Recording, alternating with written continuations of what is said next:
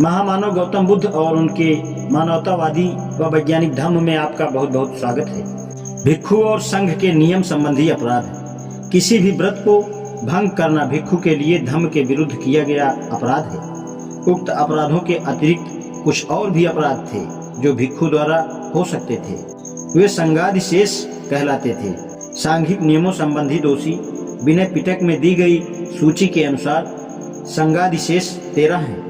संघादिशेषों का क्रम पराजिकाओं के बाद है। भिक्षु और स्वसंयम। भिक्षु का जीवन तलवार की धार पर चलने जैसा। इन अपराधों से साफ साफ बचे रहने की कोशिश के साथ साथ भिक्षु को कुछ और भी प्रतिबंध स्वीकार करने पड़ते हैं और वह एक गृहस्थ के समान स्वतंत्र नहीं रह सकता।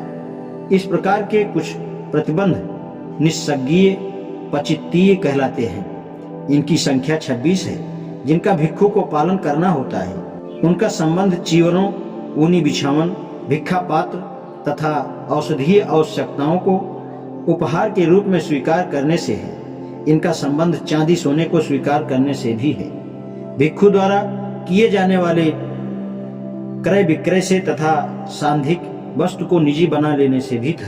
इन प्रतिबंधों के उल्लंघन का दंड भी निस्संज्ञेय, नैसर्गिक और पाचित्तिक पश्चाताप प्रकट करना ही है। इन प्रतिबंधों के अतिरिक्त भिक्षु जीवन के लिए कुछ और भी प्रतिबंध हैं जिनका पालन करना भिक्षु के लिए आवश्यक है। वे पाचित्तीय कहलाते हैं। उनकी संख्या 92 है। भिक्षु और शिष्टाचार के नियम। एक भिक्षु का व्यवहार बहुत अच्छा होना चाहिए। अपने व्यवहार के तरीके में उसे एक आदर्श पुरुष होना चाहिए। इस उद्देश्य की पूर्ति के लिए तथागत ने बहुत से शिष्टाचार संबंधी नियम बनाए। ये शिष्टाचार के नियम शेखीय धम्म कहलाते थे।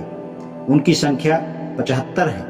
भिक्षु और अपराधों की जांच व दंड का विधान। इन नियमों तथा विधान का बनाया जाना मात्र औपचारिकता नहीं था, उनकी कानूनी स्थिति थी जिसके अंतर्गत निश्चित आरोप तथा उस पर विचार व दंड आते थे। बिना विधिवत अदालती विचार के किसी भी भिक्षु को दंडित नहीं किया जा सकता था। जहाँ पर अपराध होता था उसी जगह के निवासी भिक्षुओं का ही न्यायालय होता था। न्यायालय के लिए अपेक्षित संख्या गढ़ पूर्ति में भिक्षुओं के अभाव में कोई मुकदमा नहीं चल सकता था। कोई निश्चित आरोप न लगाए जाने पर कोई मुकदमा वैध नहीं माना जाता था। कोई मुकदमा तब तक कानूनी नहीं माना जाता था जब तक उसकी सारी कार्रवाई उस व्यक्ति की उपस्थिति में न हो जिस पर आरोप लगाया गया हो। कोई भी जांच तब तक वैध नहीं मानी जाती थी जब तक कि उस आरोपित भिक्षु को अपनी सफाई देने का पूरा अवसर न मिला हो। एक अपराधी भिक्षु को निम्नलिखित दंड दिए जा सकते थे। तर्जनीय कर्म, चेतावनी देकर छोड़ दिया जाना। नियस्स कर्म, पागल घोषित किया जाना। प्रव्राजनीय कर्म, संघ से निकाल दिया जाना। उत्क्षेपणीय कर्म, बहिष्कार किया जाना। प्रतिसारणीय कर्म, बिहार से निकाल दिया जाना। बिहार से बाहर निकाल देने के कर्म। परिवास कर्म के बाद अभ्यान कर्म, आवाहन कर्म आता है जिसका अर्थ था निष्कासन को रद्द कर देना। ऐसा संघ द्वारा संतुष्टि के बाद क्षमादान दिए जाने पर हो सकता था। आज इतना ही। शेष का धन्यवाद।